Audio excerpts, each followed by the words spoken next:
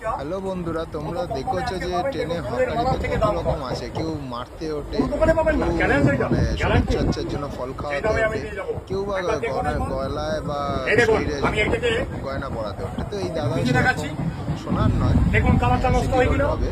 তো এই দাদা চেন নিয়ে উঠেছে, তা কি সুন্দর সেল করছে দেখো। বলছে যে এটা রং উঠে যাওয়ার জন্য তিনি ঘষতে গিয়ে এটা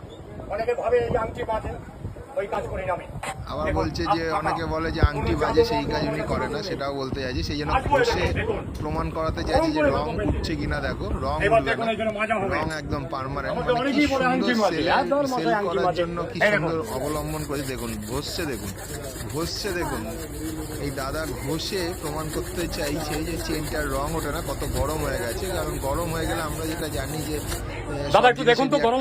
উঠে রং চটার মতন একটা ভাব থাকে, সেটা হবে না। দেখুন সেল করার পদ্ধতি কি সুন্দর সেল করছে, দেখুন অপূর্ব অপূর্ব অপূর্ব অপূর্ব।